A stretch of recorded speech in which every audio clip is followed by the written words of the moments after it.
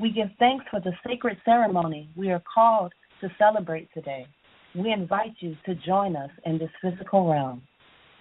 As hands and hearts are joined, let love always be the glue that binds. Ashe, Ashe, Ashe, oh, Dua. We give thanks. We are African people. Ashe. We will remember the humanity, glory, and suffering of our ancestors and honor the struggle of our elders. We will strive to bring new values and new life to our people. We will have peace and harmony among us. We will be loving, sharing, and creative. We will work, study, and listen so we may learn so we may teach. We will cultivate self-reliance. We will work to resurrect and unify our homeland. We will raise many children for our nation. We will have discipline, patience, devotion, and courage. We will live as models to provide new direction for our people. We will be free and self-determining. We are African people. We will win. We are African people. We will win. We are African people. We will win. Ashe, Ashe, Ashe, oh. Dua. Ashe, oh. Ashe, oh. Pamoja Tutashende. When I hear that, I think of Baba Hannibal Afrique. Together we will win. And we give thanks, Sister Sakira, for sharing prayer and the African pledge with us.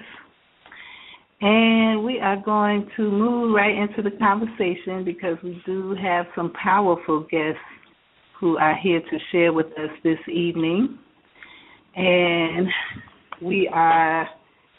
I'm actually very honored to be here with Baba Malik Yakini, who is, Baba Malik is an elder of many hats. I've been sitting here talking to him and just listening to his stories of the bookstore that he had in Detroit and the school that he started there in Detroit, and now he is the founder of the D-Town Farms, and he has answered the call for bringing food to the community when there was a need, when they closed the grocery stores in Detroit and the people were really, in need of good food.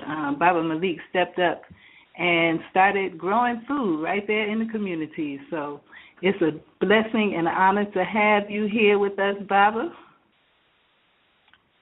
Peace and blessings. It's a pleasure to be here, and I'm pleasure to be here in Asheville with you and with my sister Olufemi. I do want to correct one thing that you said, and that is I'm not the founder of D-Town Farm. I'm a co-founder. And Brother Hakeem Madabuti had a poem many years ago, and he said that everything of good that's good and of value in the world is done collectively. So I just want to affirm that I'm part of the Detroit Black Community Food Security Network, and we collectively founded D-Town Farm. So I'm one of the founders, and I'm very proud to be part of a group, a collective of black people working for our collective betterment. I appreciate you for correcting me, and you are so right. It definitely does take a group, for things, especially strong things, to manifest and to bring things into fruition.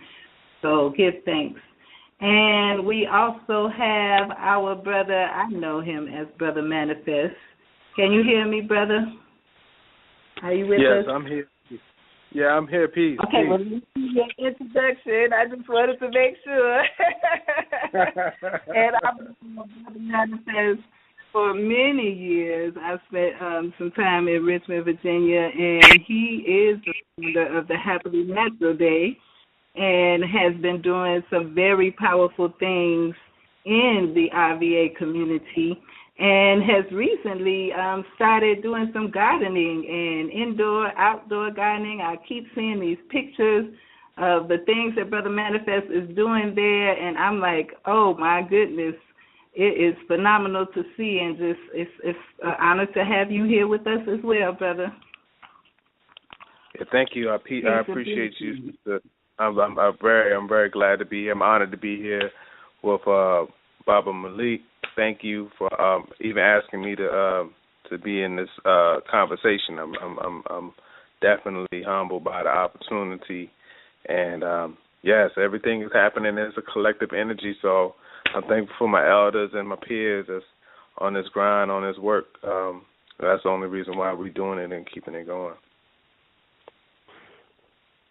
All right. Well, we do have a few more people who are going to come on to speak, and I do want to really just get the show started because I know a lot of people were excited to hear about the things that you are doing.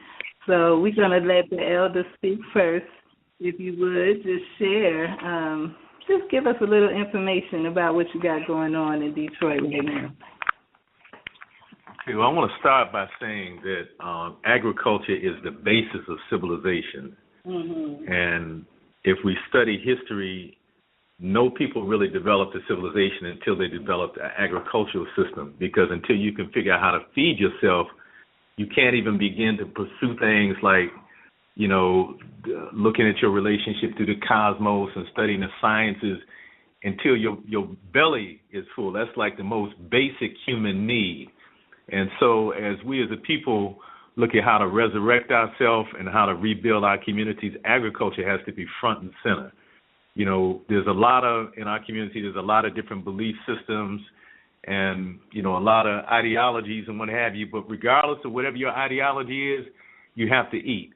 And so as long as other people are feeding us, we're in a dependent situation.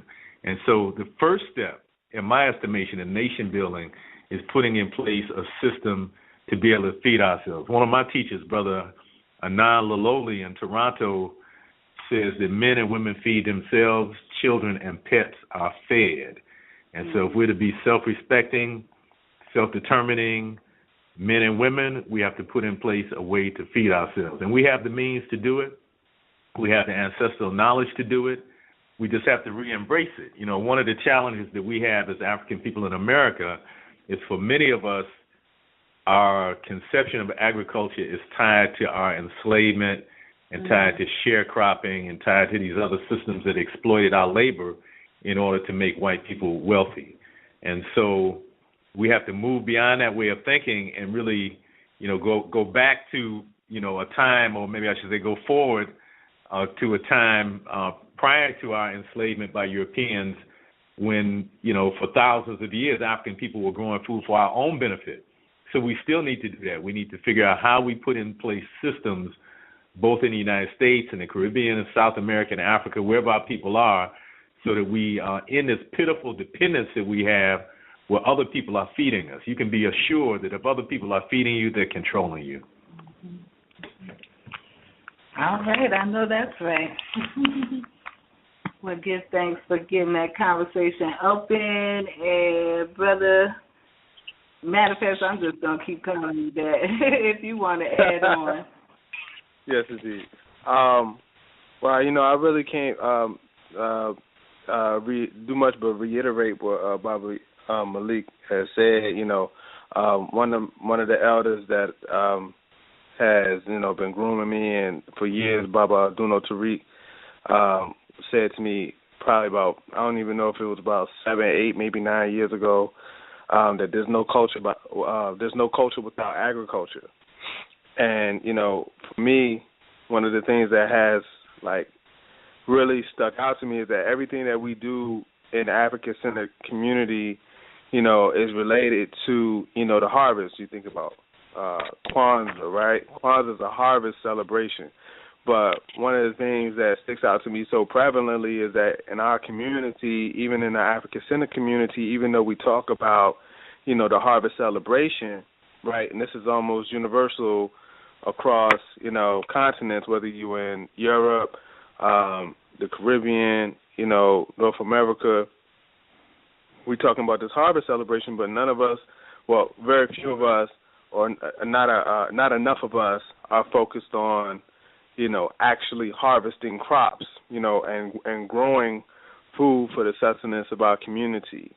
So, this work for me really came into play. I kind of stepped into it backwards, so to speak, because we have been working around holistic health, cultural identity, and social change, like really working to change the conditions in our community.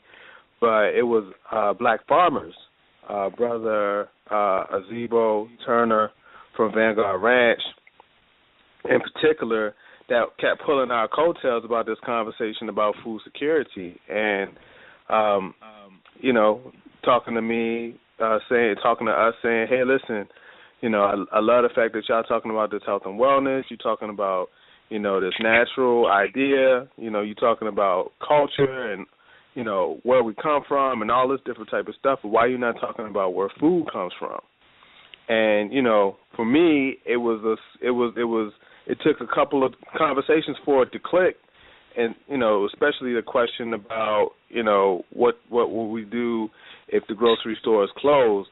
So that kind of shifted my parameter and really put me in the mindset of we had to be doing this work from a real tangible asset type of mentality, not just in the rooms, with the lectures, not just in the workshops, doing that inner work for certain, but also putting our money where our mouth is and getting our hands dirty, to rebuild our community. So, it started with the gardening, and that was very important, because we had to make a differentiation. Like, there's a garden and then there's a farm, and many people get on, say that they're one and the same, but there's a skill to farming that exceeds and goes far beyond gardening, and we're talking about scale, trying to feed entire communities. So, these are the realities that we have to really grasp hold on if we're talking about nation building,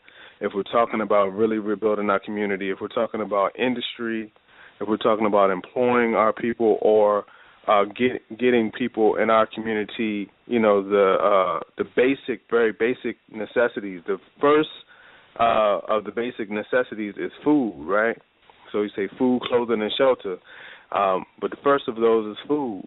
And, we can't really say that we're doing that work if we're trying to feed the people by going to buy the food from Walmart and Sam's Club. You know what I'm saying? We got to figure out how do we create, cultivate, produce, and consistently provide this food for our own community on our own terms. So I'm just, really a young man in this space. I'm still learning, but I'm definitely committed to the conversation. There's a lot of different aspects to it that, hopefully we'll be able to touch on a lot more as we're going on in this conversation. But just to open it up and say, hey, as African people in this colony of, the Americas where we find ourselves, it's not enough for us to, focus on the cultural piece. We have to get to the core, because there is no culture without agriculture.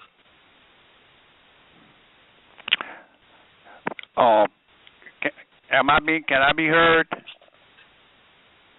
Yes. Yes. I'm Brother Wally. Sister Aura told me to tune in. I guess I'm a farm in Rock Hill, South Carolina. I'm listening. Very impressed. Hotel, Brother Wally. Yes. Thank you for warning. Yes. I just wanted to let I am on the line. Well, please add in. Please join in the conversation. I have to add, I personally work for some years now, time flies, with this wonderful, esteemed elder with a farm that's been in his family's land, that has been on his family's land for generations. And I usually call him Brother Wally, but he's really my elder. He really opens up the farm for the community, for hands-on workshops, activities, plots are available so that people can grow their own food. He grows enough to share. We do seed saving. We do a lot. He even goes into the local school system to spread this knowledge, to share it with the next generation. And just wonderful, wonderful, wonderful. I can't speak high enough of him. And I'm just really admire him because, he was in the Negro Baseball League. And then he decided to go ahead and become a farmer. And so, and very innovative. So I just really wanted to just introduce him properly while we are still at the beginning of the discussion. I do. Is there anything you want to say, Baba Wali? Well, I was very impressed in listening. You are definitely on the right page. The direction and the brothers and sisters that I've heard thus far are absolutely right on the money.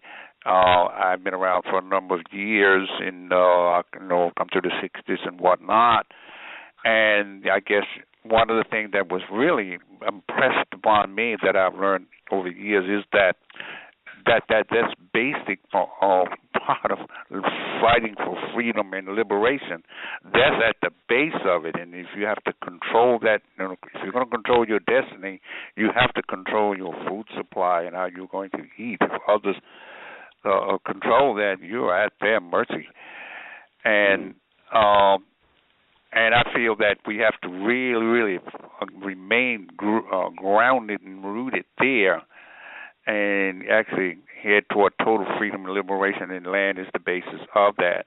But I feel that we should work at trying to produce our own food. Even in the city, you can do gardening and find lots or in your yard.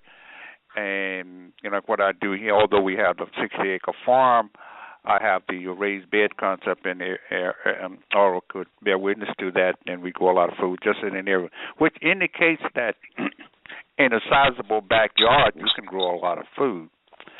And, by being creative, innovative, the raised bed concept, by going vertical, I have some of my beds are, 3 tiers high with the platform, the ladder up. And that's mostly to illustrate that this can be done when people come and they see that, and we're hoping that they draw from that and be inspired by that. That's one of my reasons, because I don't just want to grow for myself. I want to try to encourage and inspire others to be that, in addition to teaching children. And I don't know how far away some of you are, but you're in Rock Hill, South Carolina, but I welcome you to come and visit with me on the farm. If anyone is nearby and can do that. Yeah, thank you so much for that invitation to come and visit the farm. I remember my grandparents had a farm, and I grew up shelling peas and shucking corn and, preparing. Remember at the end of the summer, my grandparents would collect everything and start canning and putting everything on the shelves in the winter. And, now that I'm older, I'm like, ooh, I really wish I could do that, especially with the price of food at the grocery stores now. So, I try to do a little gardening myself. I'm not the most successful, and I know that you all can share some tips with ones like myself who just want to grow something. But it is not as easy as just putting seeds in some dirt. So maybe we could just start with that, if you all would just give us some suggestions on where to start with a garden plan. Well, there are many of us who are, who are remaining that have knowledge, and my background comes from my parents and that generation before, who I was rather self-sufficient, and what you alluded to, that you canned vegetables or whatever you produce during the summer, preserved it in fruit jars, those glass jars, and which was a very, very good way of doing that. And as I look back, I really admire that in them, but it also indicates that it is possible and it can be done. If it was done before, it can be done again. But if you have to have that mindset and the will to do it and to work at it, not to expect it to drop out of the sky. But I would chime in and say that if you have the aspirations to start growing your own food, I say go buy some seeds, and get in it, start growing. I mean, I'll be candid and say that prior to about five years ago, I hadn't ever gardened or ever grew anything, probably since I was a very young child. But I bought some sunflower seeds, and I was living in an apartment complex, and in the front of my apartment, I planted those sunflower seeds and just kept them watered. And lo and behold, a couple of weeks later, I had 6-foot sunflowers in front of my apartment, and that was like the lightning striking for me because it showed me that if I can grow these sunflower seeds, then I can follow the instructions on the back of these seed packs no matter where I get them. And, that started the journey. And as things evolved, we started learning more about soil quality, paying attention to how we were organically building up our soils, using methods like composting, vermicomposting, etc. So what happens is once you start on that journey and you're dedicated to it, the information that you need, you'll start finding it and start finding the individuals that can share that information with you. I know I was blessed because, I was able to find myself in, close proximity to black farmers, to elder farmers, that were sharing this information, like when to plant on the full moon, how to harvest, things like that, and plant spacing, et cetera.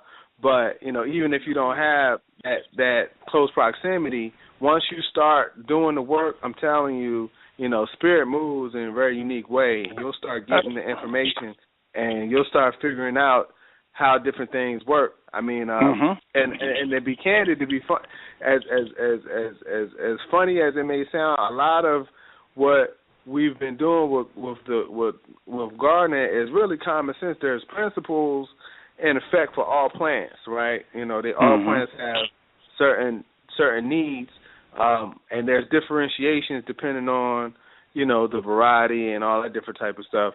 But, you really just got to dig into it. And for me, a lot of it has come through trial and error. You find out this works, it doesn't work.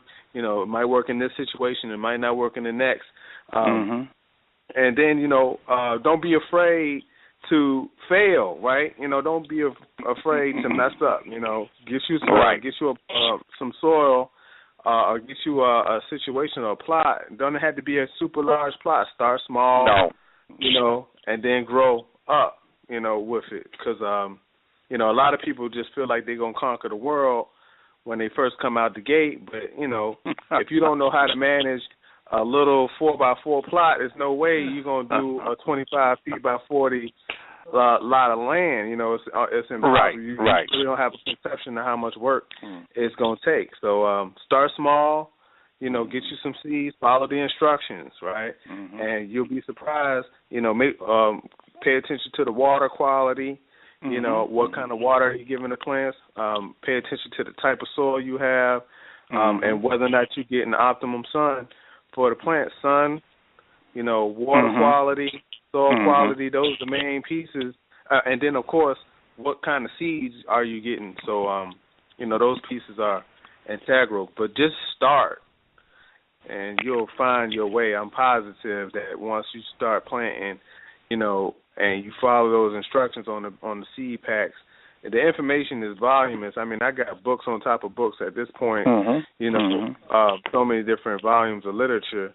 But just start, and I promise you that you'll find your way, in terms of what you need to know in terms of cultivating a good harvest. And think about it, a season is 4 months, at the max. Well, depending on where you live at. But you got a 4-month season, the spring or summer. Plant you some seeds at the top of the season in the spring or in the summer, and keep that thing watered. Water it. Don't water it too much. And it's like taking care of a child, man. Watch it grow from seed to full maturation. Right, and you can start your own greenhouses. That means you get an early start, which is simple too. Just start with some plastic. It doesn't have to be a big place, but that will give you an early start on the seed to get you past the frost season. Then you transplant.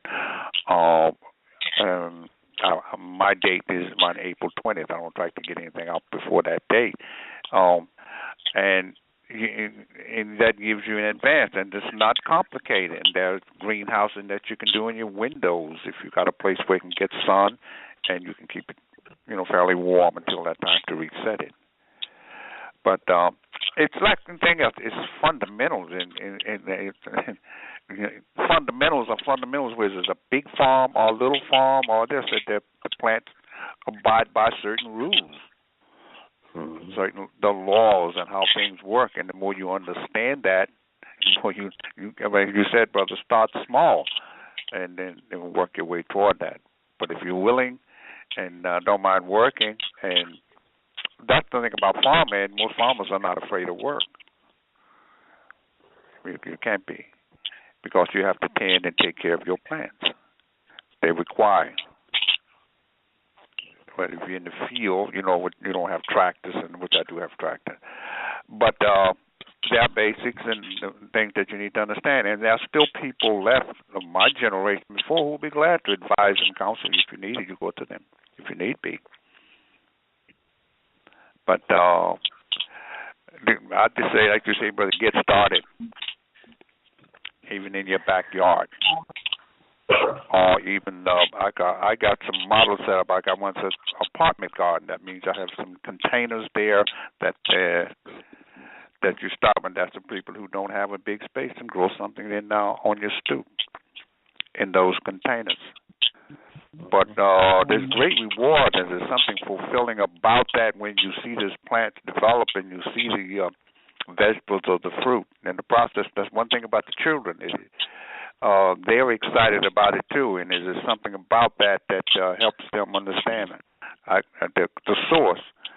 My class with kids are just called source orientation. Once you orientate someone to the source, they're not so easily removed because they know where it comes from and they can do it again.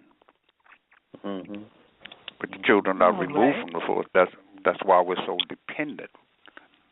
We're service oriented, not source oriented.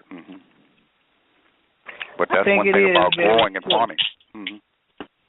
Include the children in that process as well, and so that we can help them to understand how important it is to grow food and get them in the habit of doing it. So I'm glad that you mentioned that.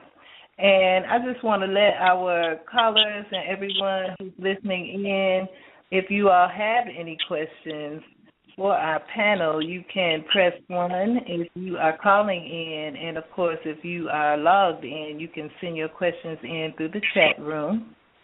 And we also have one of my sisters here, and I wanted to give her a chance to share because we don't hear about the sisters doing a lot of gardening. But we are doing it. Yes, by all means. As well. So we're going to give Sister Olufemi, she's a powerhouse, a community activist, and a gardener, a chance to share as well. Peace and blessings, sister. Thank you, Sister Nia. Peace and blessings to you as well, and to everyone that's on this show this beautiful night. First, I want to give thanks to the ancestors for providing us the opportunity to come together in this form of media to talk about something that is so important for us to become reestablished with and reacquainted with. So as Sister Mia had said earlier, I'm a local community activist along with food activists here in Asheville, North Carolina. I'm also an active mom, of a beautiful daughter, and I have a son as well. And what I would like to start off with by saying is that I am really grateful for being reintroduced to agriculture and growing food, because I was raised up in Charlotte, North Carolina, and in the Hidden Valley community where my grandparents lived. My grandfather had a garden in the backyard. And just the other day, me and my mom was going through pictures, and we found pictures of his garden that he had. And I can remember days being out there with my grandmother's hat on, right beside him and my grandmother, and they showing me how to put the seeds in the ground and how much water to give them, and how, just all the things that come with gardening. And I was appreciative of my mom still having those pictures to remind me of how important it is for us all to be doing this kind of work. And so I started, to go back a little bit, I started a community garden here in in Asheville, in a public housing development. And over the years, it tried to hang in there, but overall, community wasn't really feeling healthy food. They rather have snacks and processed food off the bus. So you can lead the horse to the water, but you can't force the horse to drink it. And so so now I'm in this state to where it's just about bringing in the closest people in my family and dear friends to me to grow food in spaces that it is welcome to. And I will say that it seems to be, from my experience here in Asheville, that we do have this disconnect with growing food, because we socialize it with slavery and what our ancestors and everything has experienced, what they had went through. But I think if we just keep pressing forward and keep showing more and more examples of how African descendants are here in America growing food and providing food for ourselves and for our family, then we can reestablish that sense of freedom. Because I think for the masses of us, we're not understanding that we don't have freedom when we have to depend on another source to get our food from. And I think if we just keep pushing that and just talking about it as much as we can, even to deaf ears, they would eventually one day open up those ears to listen. And from a woman being in agriculture and growing food, this is the most important thing that I can give birth to in this movement. And it's something that I'm leaving for my children as well. Both of my children are going to grow up to have children, and they are going to remember the days where their mom used to take them to different community gardens in the community, taking them to food policy council meetings, taking them to marches against Monsanto, doing all of those proactive things to just keep bringing awareness to how important it is for us to have control over our food, and also for African Americans to be voices in this very white cultured society around food justice, because they have taken that and made it all hippie and fluffy and stuff like that. So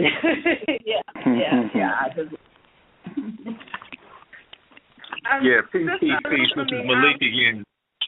Oh, okay, go ahead. And I realized I didn't really respond to the first question. Sister asked me to describe what we're doing in Detroit. And so I do want to address that, but I want to say also I feel so much Brother Duran and what he was saying, because in the conscious community, we do tend to go to a lot of lectures. You know, we put on our finest African clothes, and you know, all the PhDs come out and you know, share with us all the different theories, and all that is good and necessary and important. But the bottom line is we got to take that information. We have to do some work to improve our conditions. Yeah. And so farming is definitely something concrete. And I really would urge the nationalists and the conscious community to move more into concrete actions that, you know, manifest something in the physical. You know, one of the things that I've come to understand is that our ancestors, as they mastered these higher sciences, if you master the higher realms, then you're supposed to be the master on the physical realm also. And so, you know, we've done some things twisted because, I mean, we study all these high sciences, but we're not controlling, you know, the basic necessities right, you know, underneath our feet, including putting food in our stomachs. So I just want to say I appreciate so much Brother Duran and that comment that he made, and Brother Waleed for the legacy that he's created for us and the legacy of other black farmers. So in Detroit, we're building on that legacy with the Detroit Black Community Food Security Network. We have a farm called D-Town Farm, which is a 7-acre organic farm. And, you know, the word organic is kind of new. The reality is our people historically have always grown organically, which basically means that we're growing in tune with nature. We're not using chemically produced additives to put into the soil or to kill the insects. And so that's really, it's critical that we do that for our health. You know, one of the things about the dominant food system that we get most of our food from is it's highly dependent upon petroleum fertilizers and petroleum pesticides in order to produce food. And although they produce food in large quantities, the quality of the food is not really that good. The food is not nutrient dense. The soil has been depleted of nutrients by the monocropping that they do, growing the same crop year after year after year. Then they put chemicals in the soil to try to replenish the nutrients in the soil, which often run into the groundwater and deteriorates the environment. So for our health, it's critical that we begin to produce our own food. But also, you know, we hear a lot about buy black and about, you know, black economics and what have you. The reality is the basis of black economics has to start with food. And in fact, the basis of any economic system for a society is the food system, because that's the basic thing that people have to have. And usually when people obtain food, there's some money that exchanges hands. And so if we were even able to exchange 10% of the money that black people spend on food, we would inject millions of dollars into the economies in the communities in which we live. And again, we could extract ourselves from this pitiful position where we begging other people for jobs and our children are going and asking other people for jobs. What we have to do is circulate the money in our community from the food that we're growing and selling, and we can create prosperity for ourselves. So it's important for that reason too. So at D-Town Farm, we grow more than 30 different fruits, vegetables, and herbs. And, you know, there's most of those are seasonal. Some we grow during the springtime. Some we grow during the summer. Some we grow during the fall. We do hoop house production so that we have an extended growing season starting earlier in the year and growing later, you know, past the time that we could just grow outside using traditional row cropping methods. We have a large-scale composting operation where we're producing large amounts of compost that we use to create fertility in the soil. And in fact, one of the most important things we can do as farmers and gardeners is build new soil, because the soil is being depleted in this country, and it's being depleted in many countries around the world, in parts of Africa, being depleted in Europe because of the farming methods that we've adopted. So one of the most important things that we can do is produce new soil, and we can do that by producing compost, by using things that most people consider to be garbage and using it to produce this rich, vibrant substance that we can then replenish our growing beds with. So that's important too. Then the other thing I want to point out is that we really need to build a food system. And I agree with both of the brothers who said, you know, just plant something. Start with that. Even if you got a pot on your balcony and you grow one tomato plant, start with something. And so that's, you know, critically important. But it's also important that we build the infrastructure to support the people who are growing the food. Everybody's not going to be a farmer. That's the reality I found. And it is, as Brother Wally said, it's hard work. It's very strenuous work. So everybody is not going to be attracted to that. But there's so many different aspects to the food system that we need that are all connected together. For example, the food has to be processed on some level, even if it's basic processing like washing it and cutting it and putting it in bags. So maybe somebody doesn't want to grow food, but they can help with the basic processing. It has to be distributed. We need trucks where we can move the food from point A to point B. We have a huge problem in this country where we have black farmers in the South. For example, I've spoken to Dr. Ridgely with Muhammad's Farms in Georgia. And, about how do we get food that's grown by black farmers in the South to places like Chicago and Detroit and Toledo and Pittsburgh and other cities in the North. And one of the things he shared with me is that you can't take a truck full of produce from the South and come to a city like Detroit where I am and then drop that produce off and sell it and then bring an empty truck back. And so it just doesn't make sense economically. So we have to build these distribution systems also. So we need people who know how to drive trucks and who know how to create the routes so that we can, have viable distribution systems. We need people who are in the marketing, who know how to sell the food. So there's many different aspects to the food system. And then also we need people who are chefs and cooks, knowing how to prepare the food, because we've lost so much of our food culture due to living in this fast food culture in America. Many people don't even know how to prepare fresh produce if you gave it to them. And so we need people who are teaching about nutrition, teaching about cooking. So all of those things are part of it. It's not just gardening and farming, although that's the basis of it, but we have to develop a whole food system, and so people can fit in, they can get in where they fit in, even if they don't want to put their hands directly in the soil. Oh, and also I want to add that, so at D-Town Farm, so we got the large-scale composting operation. We also have an apiary operation. We're raising bees for pollination of the crops and also for the production of honey. And so that's also critically important because many of the crops that we produce, cucumbers, tomatoes, beans, squashes, anything with a flower, it's not going to produce fruit unless it's pollinated. And insects do most of that pollination. And so there's a huge problem with bees dying off in this country. And so that's another important aspect of what we're doing, raising bees in order to make sure that we have these vibrant pollinators and that we can produce honey. So there's so many different aspects to this, and it's critical to our survival that we build a food system, not just that we're gardening or farming, but we build a whole infrastructure that's needed to get the food from black hands that are growing the food to black plates where black folks are actually eating it, then even the post-production where the waste from the food that we don't consume is going back to produce this rich compost. Yes, I say. That's definitely how we should be looking at it. That's creating 5 or 6 different jobs, for each farm at least. So give thanks, Baba Malik, for sharing that. And I'm not going to hold the mic for too long. I know someone else wants to jump in and add in on that. Brother Wally, I just want to kind of, I enjoyed so fully what the brother said. He was absolutely right, and there are so many aspects of it, and we have to understand that, and we have to touch all of those bases. I can remember before I came back to South Carolina, I lived in New Jersey, and I started my gardening project teaching children. And my son was working in New York, and he told me about a sister from the Bronx who had created a co-opted food market, and they were bringing a truck from Durham, North Carolina, and it would come to a church over on Atlantic Avenue. That was a distribution center.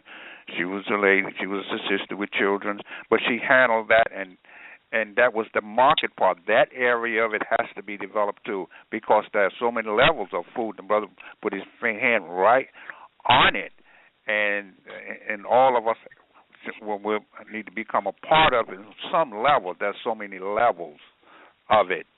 And if we're to be successful, and those of like myself who are growing it, we have to be able to get it to market and get it to others, and there are those who can do that.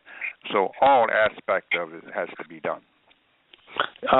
I just want to jump in and chime in and say that thank you, Baba Yakini, for even dropping that piece about the distribution. So, I work for Virginia State University. My job at Virginia State University is I'm the project director for the Harding Street Community Ag Center, which is a indoor farm that's situated in the middle of a black neighborhood.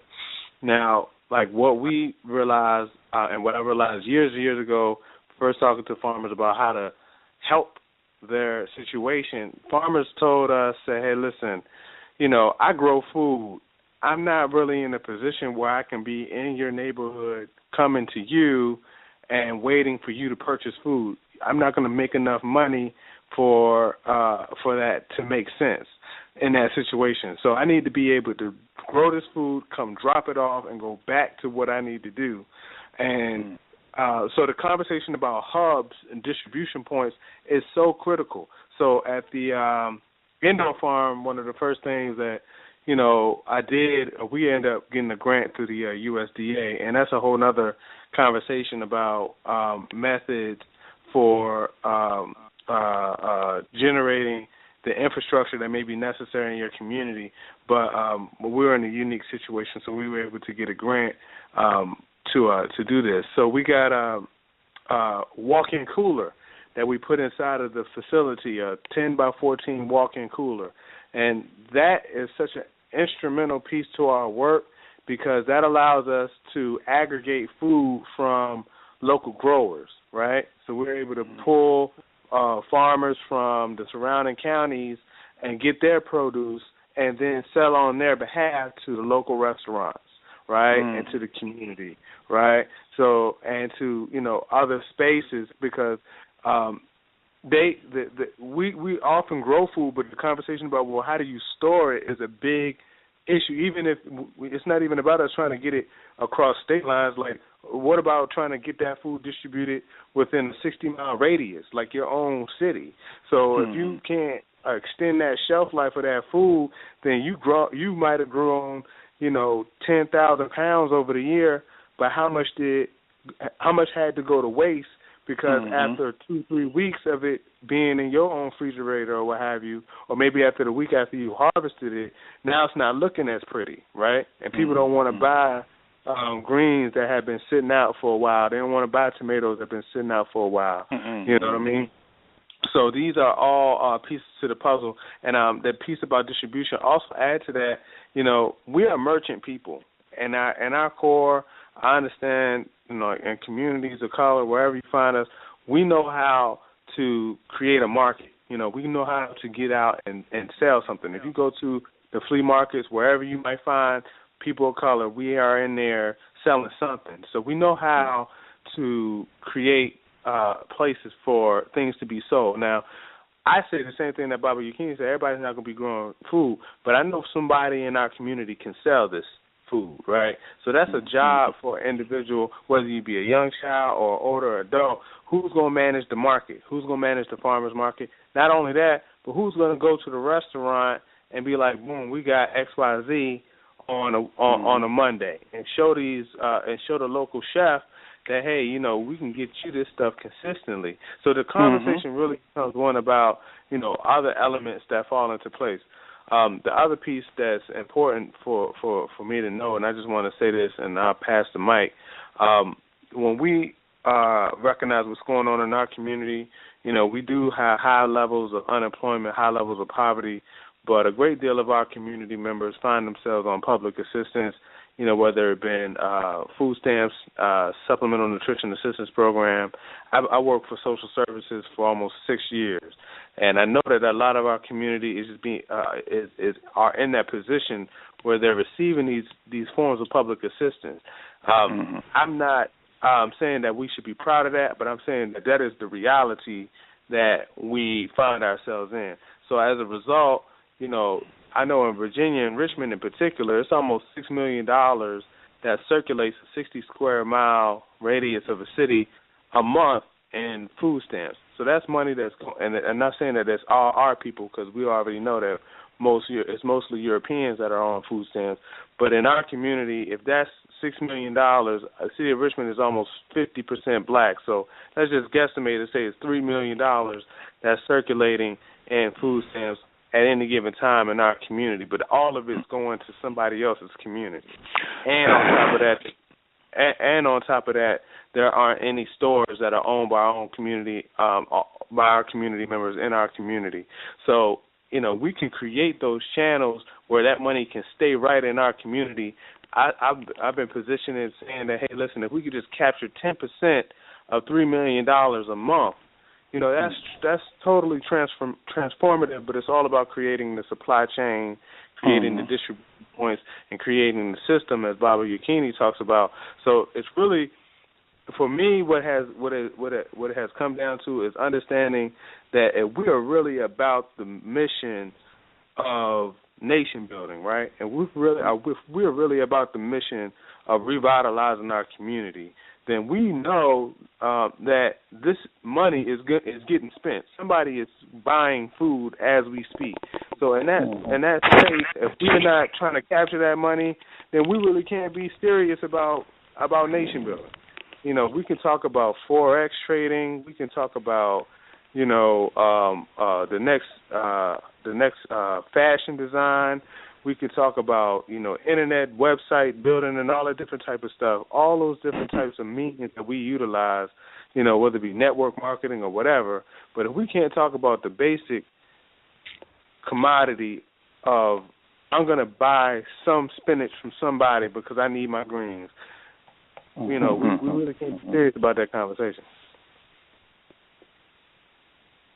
And that's why we're talking about it tonight. Because we need to be having more conversations and more action, really at this point. It's springtime now. This is the time to be planting seeds, to be preparing the soil and things like that. So I'm just so thankful to hear everyone's shares. It's really exciting and definitely needed. So if anyone else would like to join in the conversation, you can just dial 1, or if you have any questions, just let us know. And we are going to keep the conversation flowing. What about you, Sister Aura? Do you have any conversations for our guests? Oh, I have been really enjoying listening in. I respect everyone who is on this line right now participating in this discussion so much, just for all of what you bring and just really bringing in active solutions to the needs of our community. And I love hearing the conversation about networking, creating systems, teaching and educating the community and the future generations. And just how overall we have, addressing some of the challenges of really making everything come together.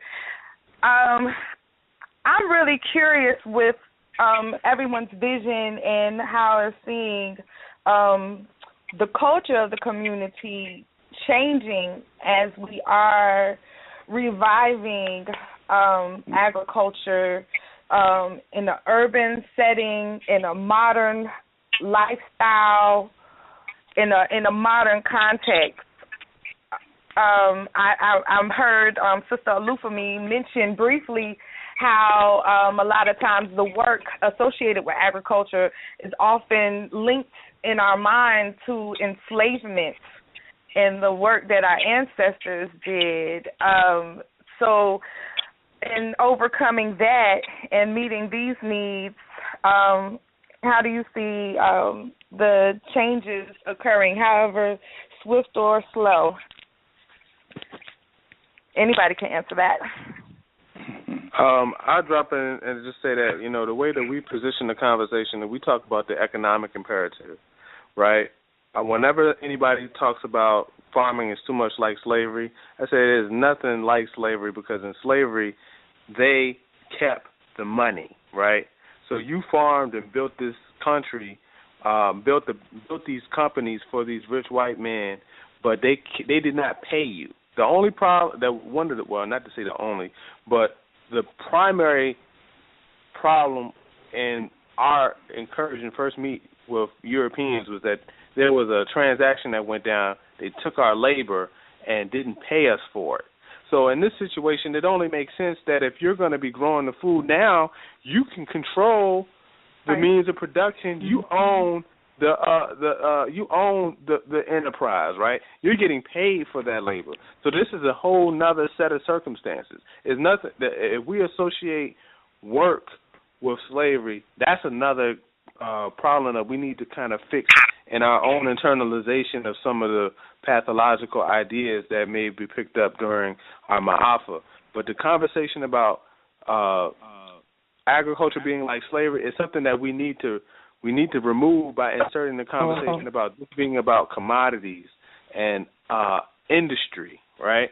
And that if this country was built on the backs of agriculture, if we have opportunities in our own community to boss up by creating urban farms or local food systems, then we should be taking that opportunity. I mean, it makes for us to say, nah, even though these white folks got rich off us back in the 1500s, 1400s, 1600s, 1700s, 1800s, but now we got the opportunity to get paid from our own labor, but we're not going to take it because it reminds us too much of what happened to us in the past. That's problematic. There's something that needs to. There's something as a piece of the puzzle that hasn't been inserted, and that's that this is about financial fortitude as well as community resiliency. Because if, like Baba Yakini said, if you ain't producing your own food, cultivating it, then you're waiting on somebody else to do that for you. And if a natural disaster hits and those highways shut down or the price of gas gets too absorbent, you ain't even going to be able to afford, let alone find food in your community. So this is us being forward-thinking and recreating, a reality and building a new world for our own community on something that our grandparents used to do. Like I'm 34, so my great grandmother, had land out in the county, so they had gardens. So we remember this, right? Mm-hmm. But it's about reactivating something that's been in us, even when slavery happened. We still after the Emancipation Proclamation and during Reconstruction and during the 30s and 40s. Our great-grandparents were still gardening and growing their own food when we lived rurally before we all moved into the city. So, these are things that we got to start remembering, that it's only been a couple generations since we've been disconnected from, the land intensively. And there were some things that happened that disconnected us from the land, and we might be able to talk about that more. But the slavery piece, we gotta think a little bit more critically than that. Right. And I know that we got a couple more people to respond to that, but that is so key because even I saw recently a post asking just the general population, like in a group on Facebook, if you had the opportunity to earn $250 an hour growing cotton or picking cotton, would you do it? And it was interesting to see the quick responses of no, like really thought it was just even disrespectful. And I'm thinking, how many of us wear cotton?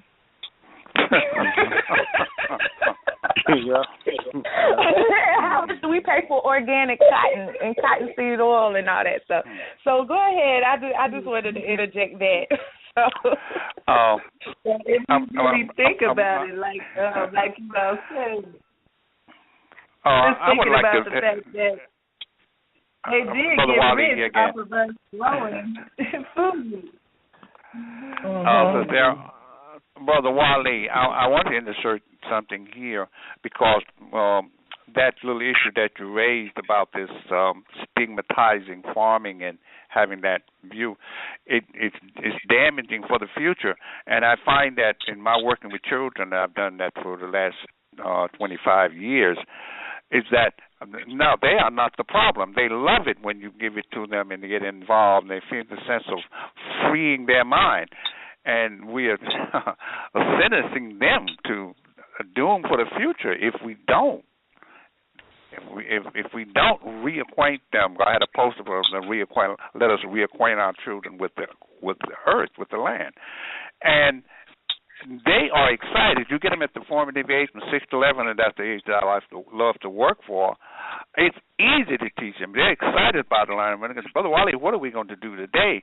So they don't complain about the elements and the sun and all that. And they understand that there is no instant. You got to work it, and over a few months period, and then you receive your reward. They are fine with that, and when they understand the process and they understand what they learn, there is that excitement. And and we have to keep that in mind of what we're doing and what we if we're producing, we are also producing children that will be void if not. If we don't do that, if we don't teach them self-sufficiency, and it's about controlling your destiny. You cannot do that unless you control those fundamental things, and food is the most fundamental. Food and then children. Actually, when you do that, and you go on a farm, the animals that you raise, the shoes that you wear from the cow's hide, all is related and interrelated. And I find that now children are not the problem. I love working with children. And it can be done, and the earth and Earl can bear witness that. That's why some of the animals that I have out there is attractive to children. I don't have the chickens for the eggs because they're not getting it in school. One little child came out with his mother once and looked at the chicken, and he said, "Oh, Mom, the chicken got feet." He didn't know the chickens he saw in the store didn't have feet, but that's one of the reasons I have them out there. No, let's not do that to them. There was a question that somebody typed in about organic, and I used that term earlier, so I'm assuming the person was responding to me. So I don't really want to argue about the term organic because that's a term that's been created. But whatever you call it, the reality is for most of human history, human beings have grown food without using chemicals. And so the person typed in and said they were told by a farmer that it's impossible to grow food without using chemicals. And I just want to say that's absolutely not true. It is true that you have to have something controlling the insects, but that doesn't mean that you have to use chemicals to do that. And there's various means that you can use to control insects, such as imitating what nature does. A lot of people use things like ladybugs to eat aphids, or they release other insects that are beneficial insects to eat the harmful insects. There's things like cayenne peppers that you can put into a solution and spray on plants. There's neem oil that you can use. There's various things that you can do to control the insects, but you absolutely do not have to use chemicals in order to grow food. And in fact, the quality of the food is much higher when you don't use those chemicals, and we're showing much more love for the earth when we don't use those chemicals.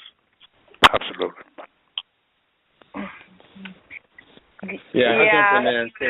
I jump in there and say that we're doing aquaponics growing in the indoor farm as well, and that conversation is it's amazing. I mean, really, in terms of what you're able to do when you create a recirculating aquaponic system. You don't have any chemical fertilizers being added to that situation. The fish waste, the water from the fish is fertilizing the plants, and you get really amazing growth. Now, we're indoors, so we've reduced the amount of pests that are coming from the outdoors by having a building that we can control, what kind of bugs are coming in, or really limit the types of bugs that some folks are usually see out, in traditional outdoor farming, but in terms of what we're using in terms of energy, we have solar energy on the roof, which is powering, the facility, which in that sense, I mean, I think the only chemicals we really use in that sense was like the PVC pipe, for and the plastics that were used to build the tanks and et cetera. The feed for the fish, is natural corn and cornmeal, which we hope to even evolve that and start giving fish worms from our vermicomposting and black soldier larvae from our other composting projects. So, you can grow food, without use of chemicals. And the fact is like Barbara King said, our ancestors did that. We taught the European how to grow food here in this context. Our indigenous ancestors and our African ancestors were the ones that brought that knowledge forth to the table. And there was no Monsanto or Syngenta, when we came over here. So the reality is that that's a misnomer. Somebody lied, and they need to get that out of the situation.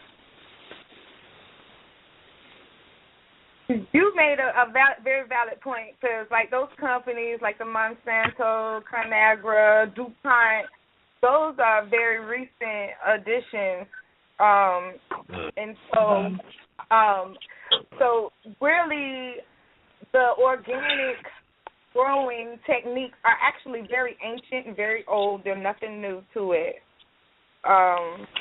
So that's just one of those things. But this is the importance of supporting our growers, our farmers, and doing gardening ourselves, because I think that it has gotten confusing because the regulations and the qualifications of what qualifies as organic is constantly shifting and changing.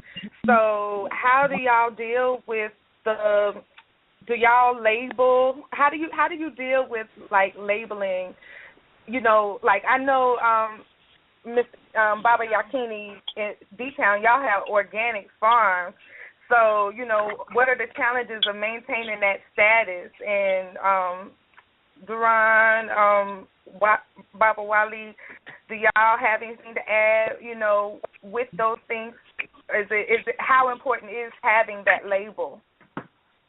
Well, sister, let me clarify. When I say organic, I wasn't talking about USDA certified organic.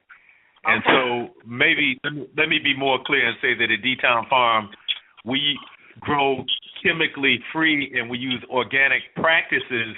We're not USDA certified organic. In fact, some people say organic is not good enough, frankly.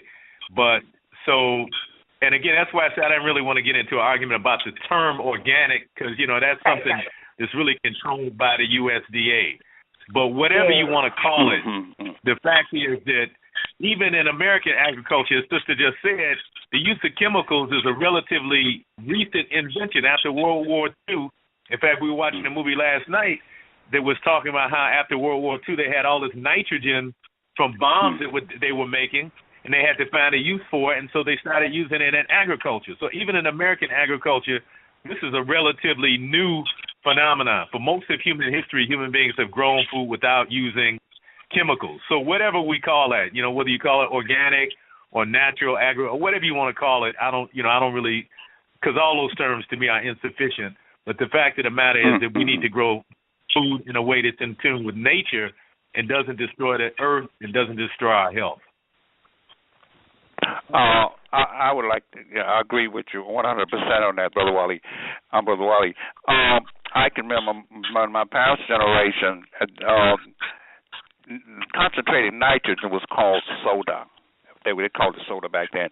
And you would use it on cotton and certain crops, but it was understood by those farmers, and they were not literate in the sense that they'd been to all these schools, but they understood that you didn't put soda on the food that you was going to eat because that was a concentrated nitrogen. It excites the hormones, make it grow fast. What's this thing that they got? You got it concentrated now. You put it on the plant and grow gigantic. But that's why there's so much cancer to reproduction organ, because it's so much concentrated nitrogen that goes into the food, make it do unusual things. But they knew that then. You didn't need terms like organic for them to understand what clean food meant. And I think the same should apply now. You throw around these terms and get hung up into the words from the system, and we need to have our own understanding. And I think as African people, we have always been able to operate on our own axis, and I think we can continue to do that. That's my feeling. But that's all part of self-determination, defining for ourselves and creating for ourselves an understanding and a plan of action and our own system. We all know when it comes to a dollar, they have a way of opting out and finding other ways around things as long as it makes money. They'll throw the term out there and then do something else.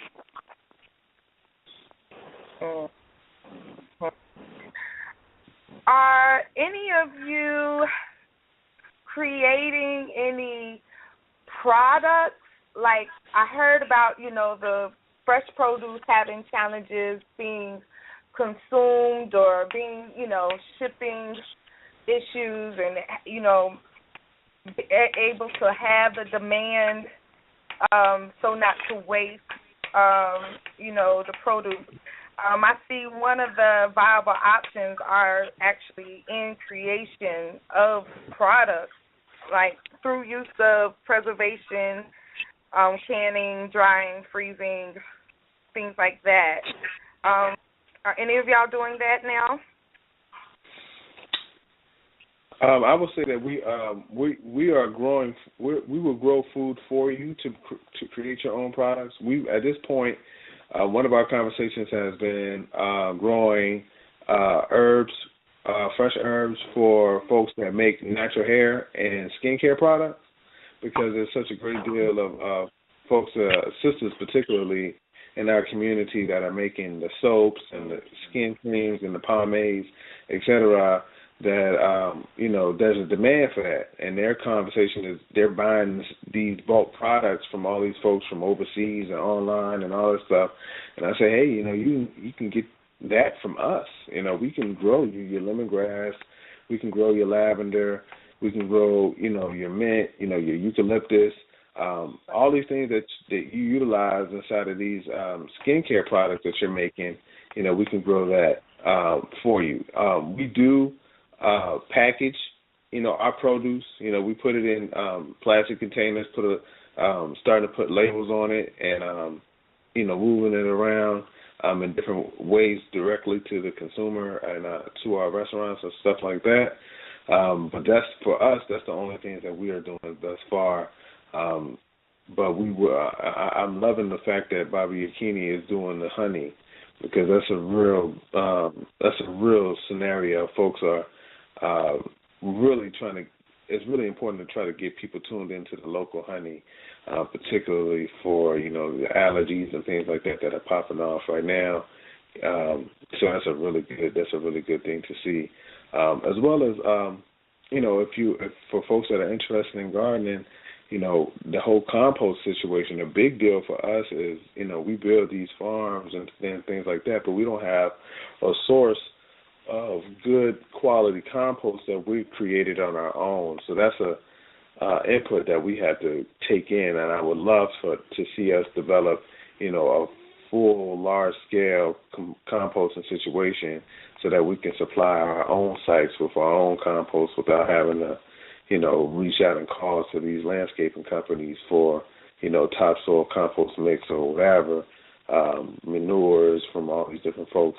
It's not really sustainable for us to always have to purchase inputs from somewhere else and bring it to our community. I would like to add a little something about you talk about preserving like canning, because I come from that era, the generation where we can food, and matter of fact, fed ourselves during the winter. I've been doing it, and I didn't do that much last year, and also dehydration, which we call drying. In particular, the fruits can be preserved and saved. It's just plain old white sack. That's the way they did it when they didn't have all of the modern day freezers and things they have today. So it's your peaches and things like that, pears. I did some with pears last year, and they're excellent. You got them in the winter, you can eat, and they'll just stay there almost indefinitely. And peppers were hung in the storage houses. You know, your cayenne, your peppers, onions was all preserved and hung up, which doesn't require canning anything. They stay there. White potatoes and things like that can easily be preserved. But there were ways to do it, and it worked then, and it'll work again. It's the same product. Good. I love to hear stuff like that because we have to. I think we might not be able to stock a full store. We have to, again, just like we tell people who are beginning the gardening, we just kind of have to start somewhere. And I really appreciate that we have you guys together on this show from different regions. Actually, I can foresee a network developing, because I know with the various locations, there are certain things that one may grow in abundance that the other one might not be able to. And I know personally as an herbalist and one that makes products, and about a third of my ingredients are either wildcrafted or grown, but I know I would definitely love to get some items from y'all instead of having to go to Mountain Rose or Star West Botanicals or Frontier or something like that. I could definitely see things like that occurring in the not so distant future. So I say to each and every one of y'all. Somebody else want to ask? I want to add. I don't know how much longer this question. Also, we're going to stay up, but I have to sign off. Did I hear somebody had to sign off? That's Brother Wally, because I've kind of got a full day ahead of me tomorrow. Okay. Well, I definitely appreciate you and your input, Brother Wally. Okay. I appreciate it, too, being a part of it. I see you. Thank you so much. Okay. All right. I'll say hotep and peace and blessing to everybody. Good night. Okay. So I want to respond to Sister's question about preservation. So at D-Town Farm last year, we started doing some dehydration of peppers, and also we pickled some cucumbers that we sold at the market. And we have plans to actually introduce a line of products under the brand D-Town. So that's coming. And also we produced a skin butter type thing with shea butter and comfrey that we grew. We did that kind of on a pilot basis. The reality is in the food system, the majority of the money is not made by the people growing the food. It's in selling those products, and it's in the middle layers. The people that sell the food don't make a lot of money. The people that grow the food don't make a lot of money. But all those layers in between processing and making products is where the majority of the money is made. And so as we look at this as an economic driver for our communities, more and more we need to get into that. And one of the things we have to do, we have a lot of black children now going to college. And, we have to somehow begin to reorient our youth to where they're looking at what are the needs in our community, and then they go to college to learn a specific skill, then come back and we have something they can plug into. So we need people to know something about chemistry in order to begin to make these, various skin products and health, supplements and things from things that we grow. We need young people to go to school and study these things. We need people to study soil science, to study, animal husbandry. Although personally I'm a vegan, the reality is the majority of our people eat meat, and so if we go eat meat, we should produce it ourselves. If we go eat fish, which I personally don't, but the majority of our people do, if we go eat fish, we should produce the fish. All of these things are sciences, and we need, again, to orient our young people to have a orientation where they're not just going to school for their own betterment, just to get a job so they can get a nice house and a car and live a comfortable life, although there's nothing wrong with that. They should want that too. But the main thing is, how do we help our community? How do we advance our people? And so we got to instill somehow in our youth the sense of peoplehood and using their education to better the community that they're from, not just using it to get a job for themselves. I'm saying that to say there's all kind of ways that people can plug into this, even if they're, again, if they're not farmers. There's so many different, especially when you get into these products that are made, people who design the labels for them.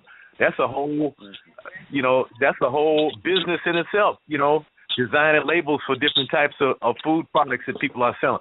There's so many ways that people can plug into it. And the food issue is something that is a great uniter, because in our community, a lot of times we have differences. This one is a Christian, and this one is Muslim, and this one is Rasta, and this one is a Moor, and this one is 5%. And this one is that and this and that and this and all. We got all these different ways that we divide ourselves up. And I respect all of those paths. I'm not knocking any of those paths. But whatever path you're on, everybody eats. All of our people eat. So it's a great uniter. We have trouble finding things that we can all come together on. Usually we have differences, political differences. I ain't going to support that because they Negroes. Or I ain't going to support that because they practicing the white man's Christianity or whatever. We got all these ways that we divide ourselves up, but food can be a way that we can bring people across different ideologies together to work for our betterment, and you can do it no matter what your skill is, whether you grow things, whether you're a graphic designer, whether you're a marketing person, whether you're a chemist, whether you're an agronomist. It doesn't make a difference. You can plug into it. So the bottom line is that the only way we're going to be free is if we want to be free and we will ourselves to be free. And that's the light we really have to light inside of our people, this desire, to be free and to not be dependent upon others. And then the understanding within our people that we have to develop the skills and the knowledge that are necessary to lift ourselves up out of the condition that we're in. That's it. I say. And it's so true. I say all the time to the young people. There's so many young people who want to be rappers and be in the music industry and stuff like that. That don't mean nothing to our community. And so I'm so glad you said that, Baba, because we do need to be directing our young people into doing some things that are really productive for us, not just for the individual, but for our families and for the whole. Teachers, farmers, the things that we need.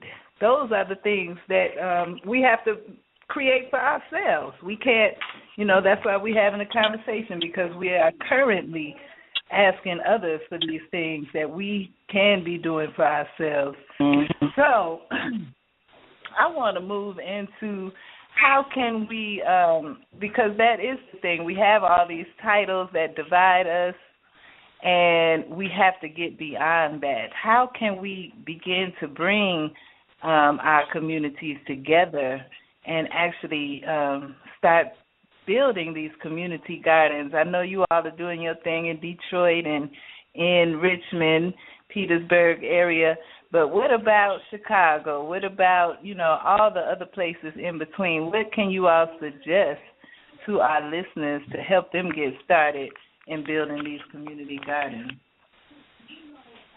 I'll say first thing that I would encourage folks to do is to learn. If you want to do a garden, first observe what's going on in your, community. Like, find out if there are folks that are in your community that are already doing that. And if they are, go work with them first. I would encourage you to do that because, our collective development comes from our collaboration.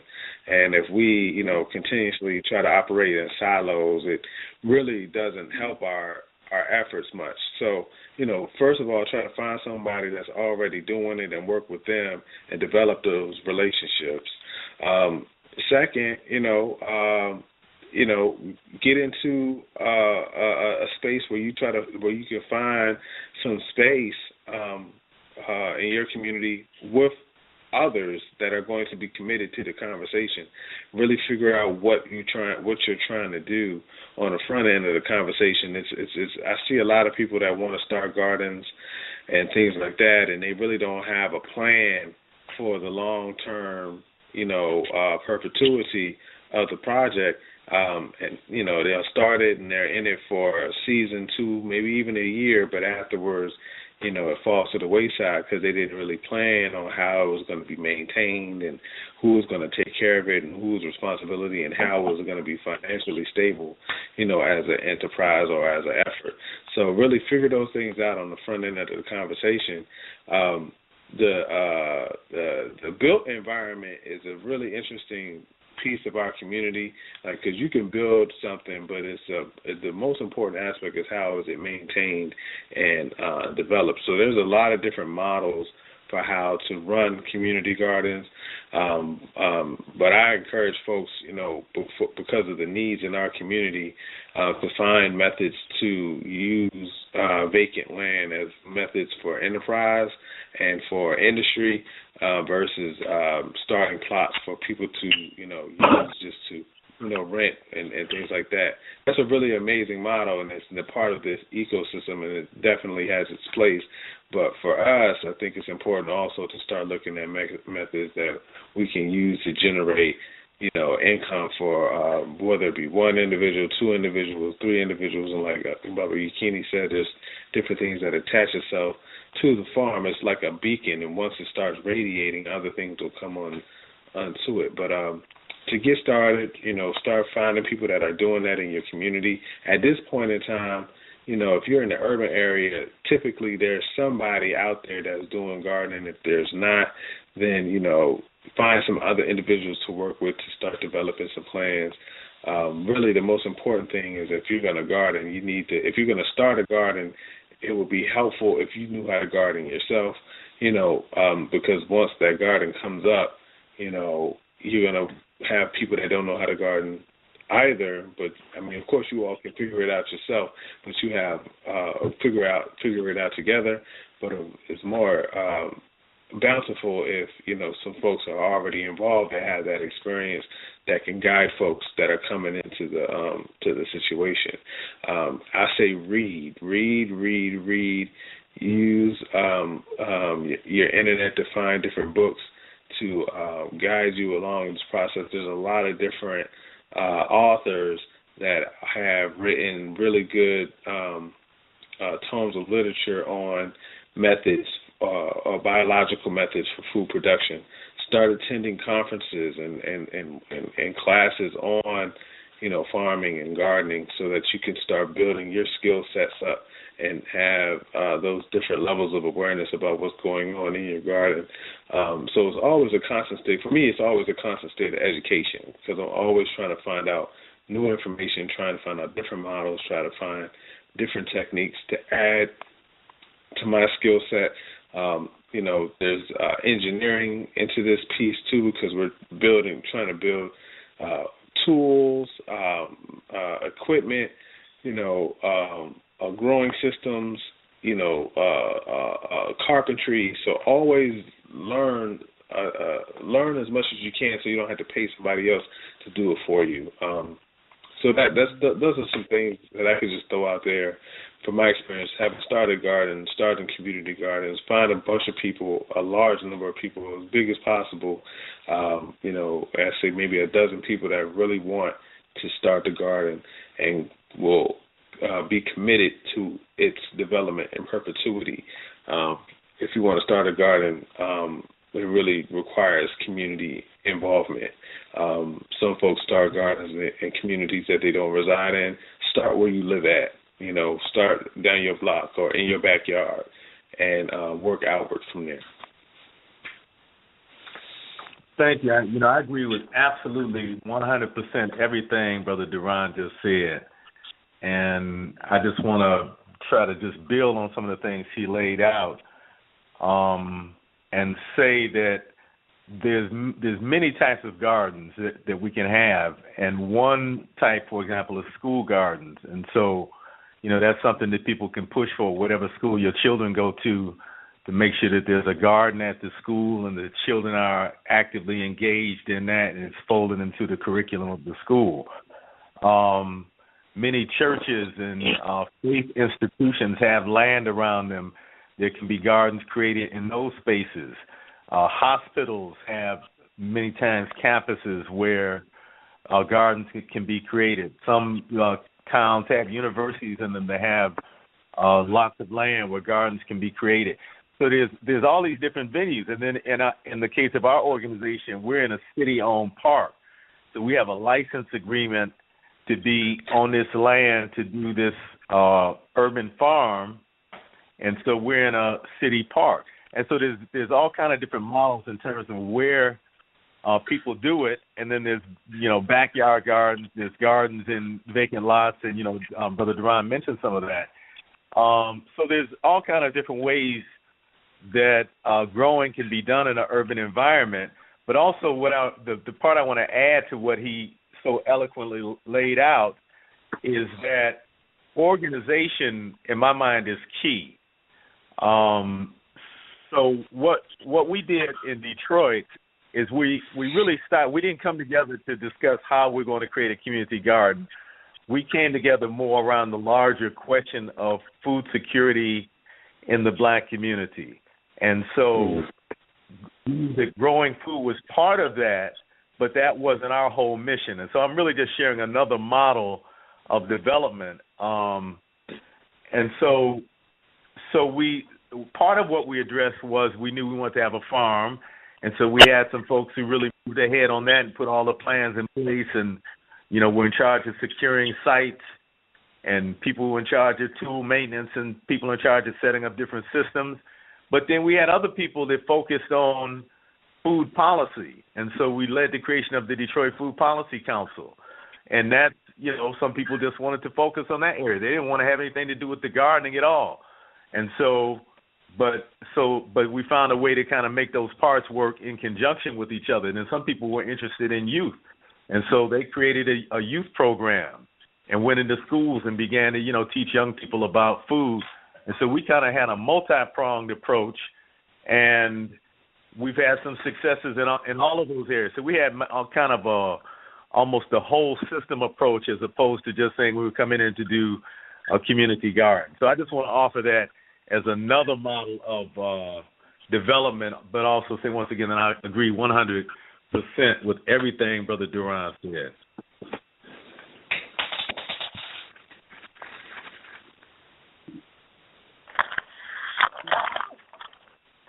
All right. So we have gotten a lot of information, and I really do want to hear about all the wonderful gardens that people are creating as we move through this year, because we do have time. I know I have my little seeds on my little deck, and I always grow herbs. I've been growing herbs for some time. And then I like to grow greens because I've had the experience of going outside in my backyard and just picking fresh salad every day. And that, to me, is like, ideal. That's where I like to be. So let me just ask, you all are doing the work in the indoor garden and the urban garden. What kind of food are you actually growing there? In the indoor farm, we right now, we had just a background. Virginia State University got a grant through the USDA, National Institute for Food and Agriculture, to study urban agriculture, sustainable urban agriculture through climate control in a warehouse, basically. So I got hired in March of 2014 last year to, basically manage this project. It took us a couple months to get the building, but we were able to work with our local city government, and we were able to access an abandoned recreation center. So in the gymnasium of this recreation center, we've built an indoor farm. So we've only been at the growing for about 8 months now. Since September, actually, we haven't been growing for 6 months. We've been growing since November, so it's only been maybe about 5 months. But now we're growing kale, tomatoes, Swiss chard, basil, spinach, and lettuce. We should soon, in a couple of weeks, probably in about a week or two, we'll be growing peppers, and I got my hands on some moringa seeds, so we'll be growing some moringa as well. So I'm really excited about the moringa. Of course, the aquaponics is we're doing tilapia inside of the aquaponics system. And that's soon to be online in a few minutes. So really, the reality is that we can pretty much grow inside of the indoor farm anything that we want to grow, because we can keep the temperature, set at a certain level, and really, with the different types of light that we have, really pump out whatever we want to pump out. I'm really interested in growing some trees indoors. So I was looking at possibly doing mangoes and papayas indoors. So we shall see what that all looks like. I'm blessed to be in a position where we can experiment with that, and do the research and show what you're able to do in the aquaponics situation. And soon come, I will be updating you. Sister, I'll keep you informed of what's happening on that level. But right now we're growing greens mostly, and peppers and tomatoes, collard greens as well. So we're about to start developing some outdoor farms in the proximity of the indoor farm. So soon come, we'll be tackling some other things. Hopefully, my vision is to do some orchards and a vine in a mini vineyard in the community around the indoor farm. So just stay tuned. We'll be growing more than what we usually do, but that's for right now. That's about it. Wow, you got a lot going on, bro. You got a lot going on. So at Seatown Farm, because we're growing outside and in hoop houses that are unheated, we're a little more. Our growing is more dictated by the weather, as opposed to the more controlled indoor situation you have. So what we have planted currently is in the hoop houses. We have spinach, carrots planted, and then outside we just started planting last week outside. So last week we planted kale and collards, and I've been here in Asheville all this week, but the plan was to start putting the lettuce transplants in this week. I don't know for sure if they have until I get back. But so that's what we have planted. And then we have some perennial things out there. Of course, we have raspberries, which aren't bearing fruit yet, but you're starting to see buds on them. And then we have herbs that are perennials, mint and comfrey, and some other things growing out there. So that's what we have currently growing, but we have a planting schedule, and so now that pretty much the danger of frost has passed, because there was, even this past week, I think it was like 34, and so the frost is at 32 degrees, so it's still kind of iffy right now, so we think the danger of frost has passed, so we're kind of, that frost date is really critical for us in our planting. So, but also because we're planting large spaces, we kind of have to manage the work too. So we don't plant everything all at once. So we have a schedule, certain things go in the ground this week, next week something else goes in, the week after that. And so, so that we can manage the work, because it's a pretty big space where we're doing the planting. So that's what's up at D-Town Farm. All right. Well, I am excited and just so very thankful. You all share so much wisdom and information, and, I'm just grateful because this is something for us to be moving on. So we're going to take the conversation into action from this point. To all of our listeners, make sure that you are planting seeds, do some composting to help rebuild the soil, plant a tree. And then another thing I like to do is plant flowers because, flowers beautify the space. And they also have some medicinal qualities as well. So I just want to thank you so much, Baba Malik, and to Baba Wali. I know you are not with us, but we're grateful for you, and to you, Brother Duran, for joining in and sharing. And to my sister, Alufami, she had to go on. We give thanks for the wisdom and information that she shared. And we want to invite you all to join us again. We will be here every Thursday at 9 p.m. And do make sure you visit our website, RasekiHealing.com.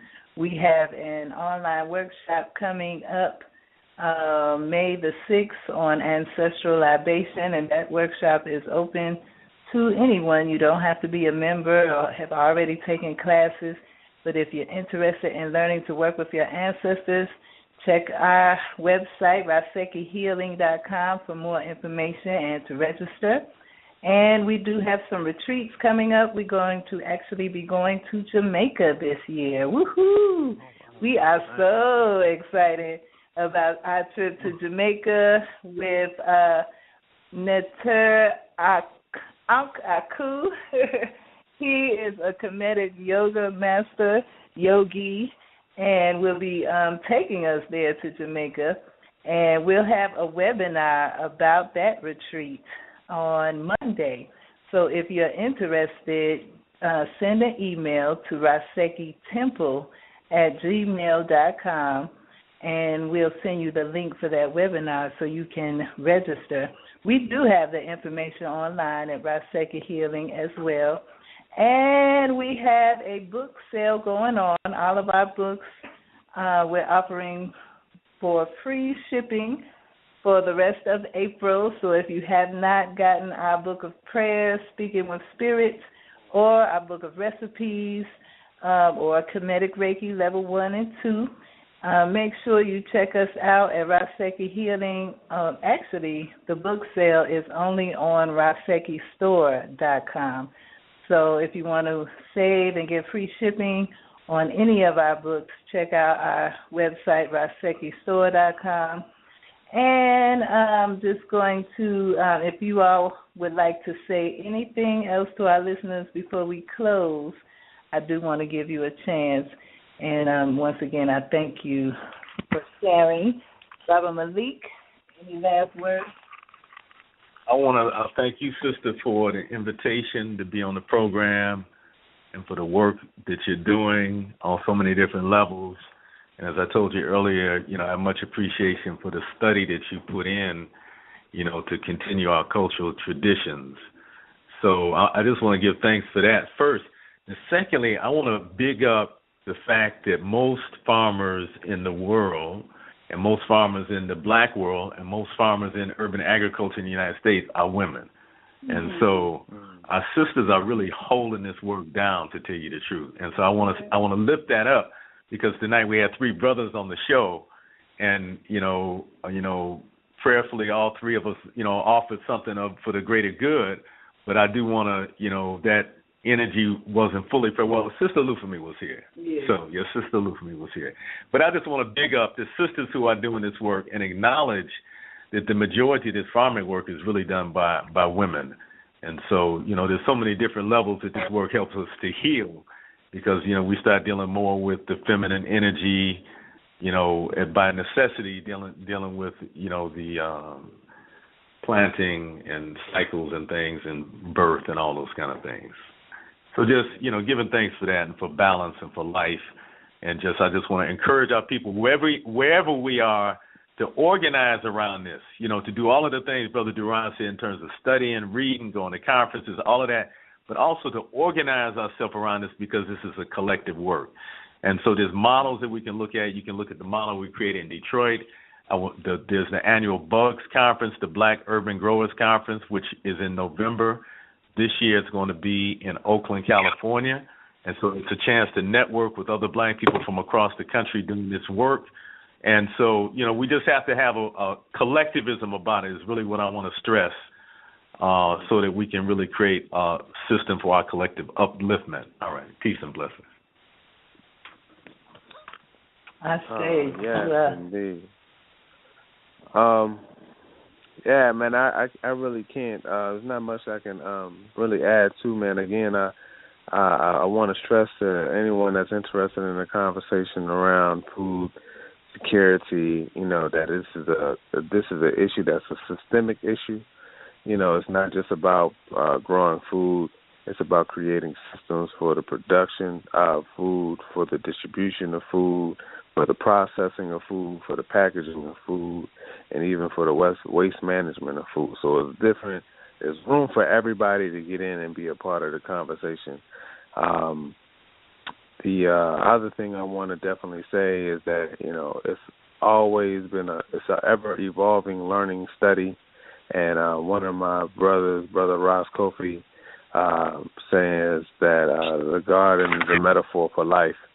And I'm really thankful to have fell into this realm and really learn as much from just observation and meditation, through the work we do in the garden about the different things that it relates to in our everyday life beyond that.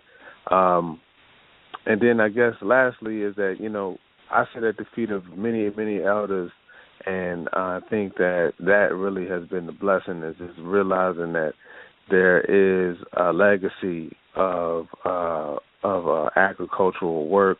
I don't even want to just leave it in that box, but just pure passion and dedication to the people that manifests itself through, the agricultural space.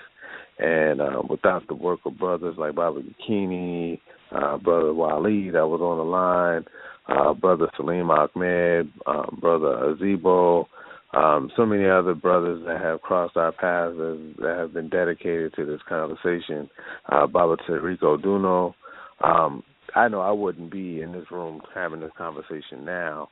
And so I'm very, very, very much indebted to, those who have come before me and those who have gone on to the ancestral realm who were dedicated to this conversation as well. So much thanks for that energy, and I just encourage brothers that's in,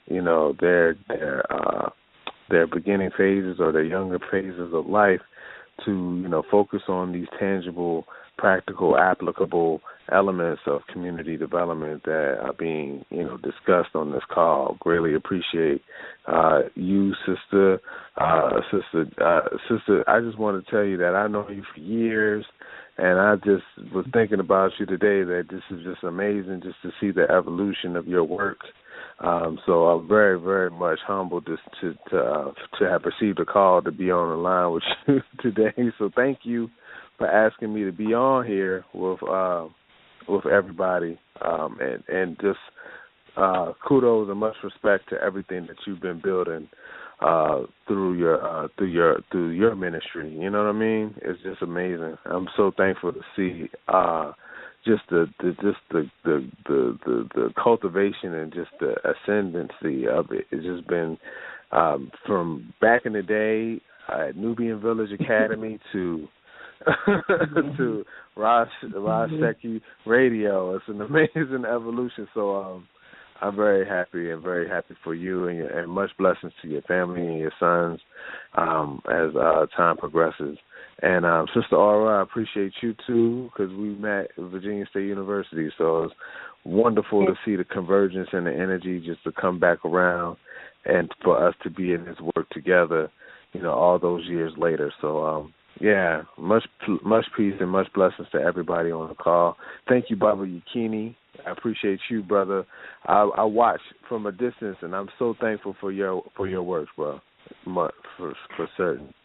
The feeling is mutual, and of course, I'm watching you from a distance too, and learning from you. So, but it was wonderful to share this space with you. Yes, indeed. I appreciate all of y'all. But thank you again, man. That's it. I really don't have much else to say. Y'all stay informed, man, and stay getting organized, because that's what we need now. We need to strike. Oh, I'm gonna say this, and I'm gonna go. We need to strike where the iron is hot on this conversation for local food production, because gentrification is a real thing that's happening in our communities, and the next phase of gentrification is them coming in and snatching up the land and then building their own farms on land that is in our community, and then we'll end up working for them. So this could be, a situation where we boss up and control our community, or somebody else is going to come in and control it. So, we need to definitely be on the front end of this conversation now, or 10 years from now. We'll be looking back, and it'll be a bunch of other folks running urban farms in our neighborhoods, and we'll be looking at them like, can we get a job? We're not going to let that happen. That's why you all are doing the work that you do. And we're so thankful for the work that you are doing. And thank you for your words, brother. I appreciate that so much. I just want to give us all a big virtual group hug right now. It's been a beautiful conversation and family reconnecting, and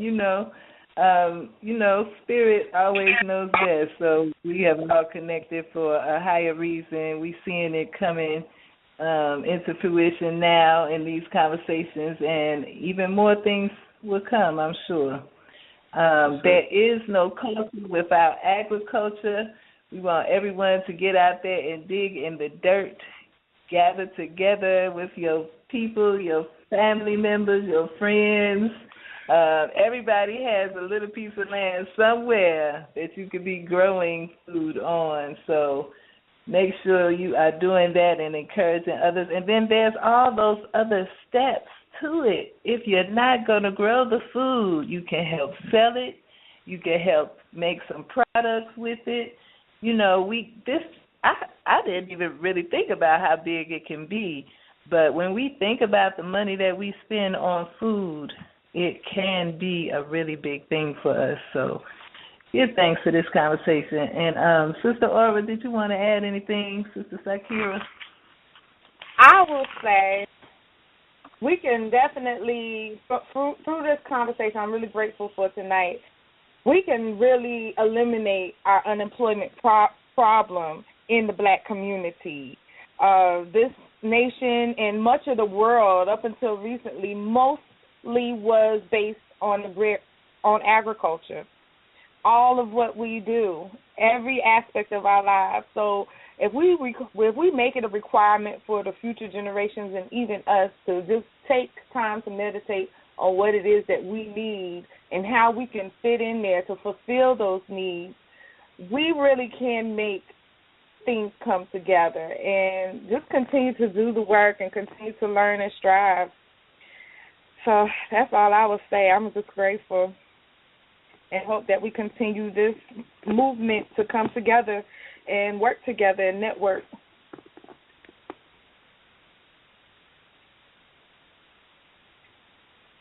Sister Sakira?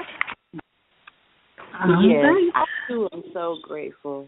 So much information was shared. I have so many questions, but this is a topic that, we definitely will revisit. I'm sure there are many other people that will go back and listen to this call and have questions and would like to know how they could become more involved in the work when it comes to farming, and especially when it comes to urban farming, because that was a scary picture that our brother painted for us. These people coming in and actually building farms right in our communities, and we having to not only buy our food from them, but also work for them, growing our own food. So, that was deep. So I just would like to point out the fact of how important it is for us to come together and to really, pack up them lazy bones, bury them, and really go out there and put in the work because it's necessary. We've been bombarded by the convenience factor, and we really need to, understand that the labor is necessary. We got to put in the work because, the land is for us to maintain and to build off of it, eat off of it. We got to put in the work if we want to eat. Mm-hmm. That's right. We got to put that work in. All right, y'all. Be inspired. And thanks so much for joining in. Much love and blessings to everyone. We will be here again next Thursday at 9 p.m. And see you then. Uncle Johnson Neb. Uncle Johnson Neb. Peace and blessings.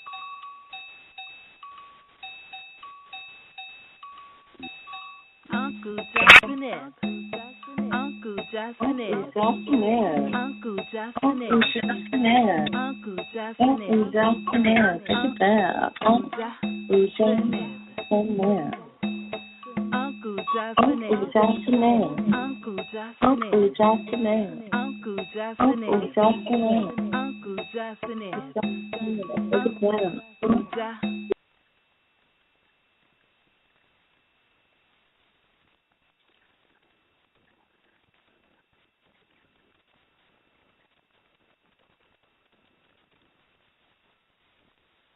For a limited time at Sprint, get $50 for each new phone you lease when you switch. That's right, you'll get $50 for each new phone on a prepaid MasterCard issued by MetaBank member FDIC. Just register for the card online and you're good to go. Get a network built for unlimited and a great price at Sprint. It's the best of both worlds. And get $50 on a prepaid MasterCard for each phone you lease. Visit a Sprint store this weekend only for sizzling Sprint Saturday deals. Card terms, conditions, and expiration apply.